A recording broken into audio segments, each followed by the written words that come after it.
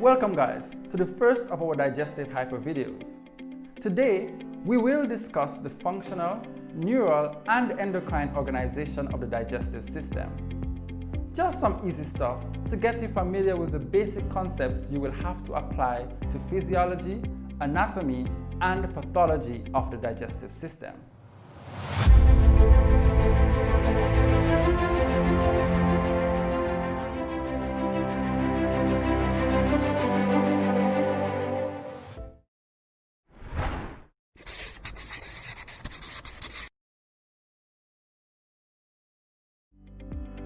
I know you are familiar with the anatomical setup of the digestive system, so I will not belabor the entire transition from the oral cavity to the pharynx all the way down to the small intestines and the large intestines.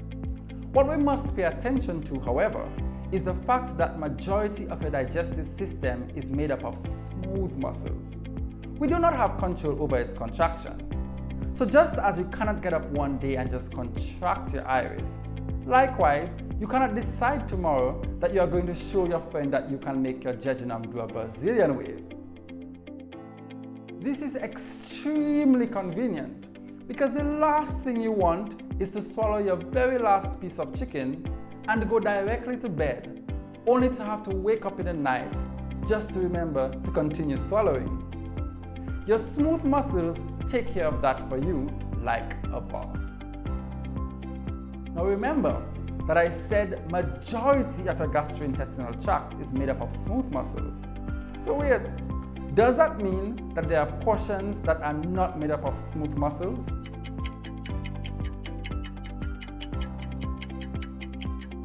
Yes. Throughout the gastrointestinal tract, there are portions that are actually skeletal muscles. These are your pharynx, because you have to consciously swallow. The proximal third to half of your esophagus, depending on the book you read, and your external anal sphincter. Since we have that covered, let us now think about how these smooth muscles are innervated. You should remember from neuroscience that your gut has its own brain. Do you remember the fancy name of the gut's intrinsic nervous system? Perfect! It is the enteric nervous system. The enteric nervous system is made up of two distinct yet coordinated plexuses, the Meissner's plexus and the Orbach's plexus. The Meissner's plexus can also be termed the submucosal plexus, and the Orbach's plexus can also be termed the myenteric plexus. Understanding the placement of these plexuses will require a quick review of the generic histology of the gastrointestinal tract. So, there are four main layers. Number one is the mucosa, which has the epithelium, lamina propria, and the muscularis mucosae. Number two is the submucosa, which contains lymphatics, nerves, blood vessels, etc.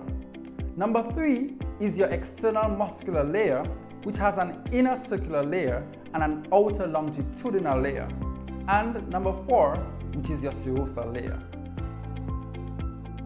Your Meissner's or submucosal plexus is found in between your submucosal layer and the external muscular layer.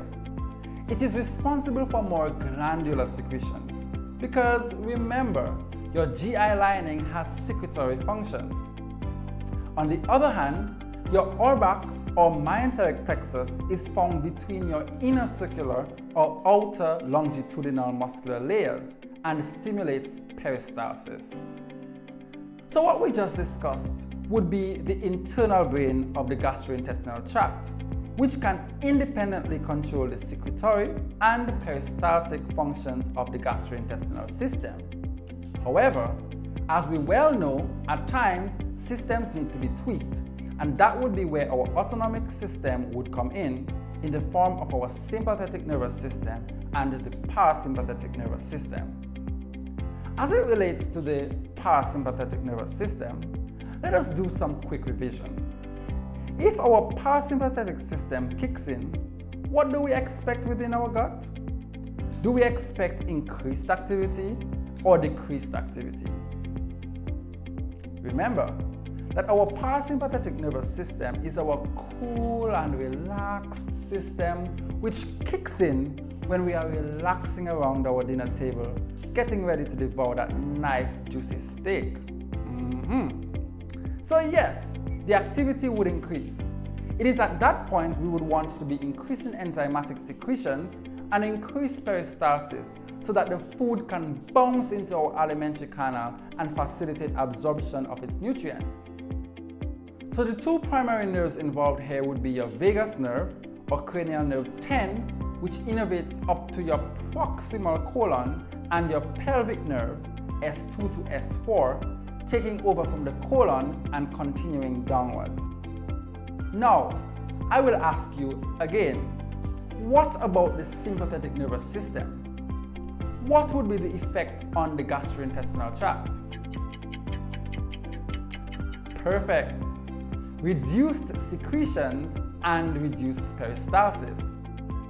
Now here's another question for you. What are the main neurotransmitters of the sympathetic and parasympathetic nervous systems? If you said norepinephrine for the sympathetic system and acetylcholine for the parasympathetic nervous system, you are correct. Let us now discuss the endocrine organization of the gastrointestinal system.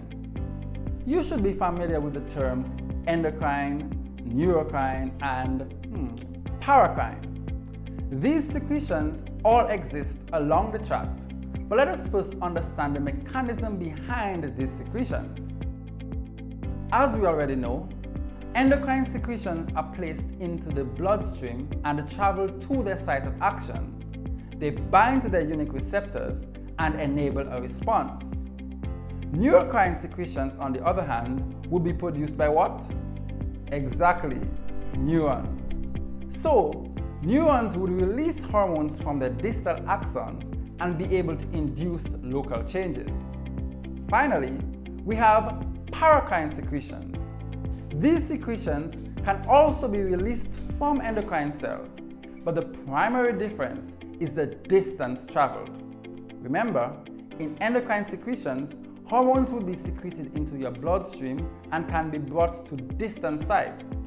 In paracrine secretions, this does not occur. These secretions are released into the surrounding space and bind to their nearby site of actions. There is no involvement of the circulatory system. Well, that's all, folks. I hope you have these principles down and that you will join us next time when we delve into more physiology and pathology of the digestive system. Let's get that A.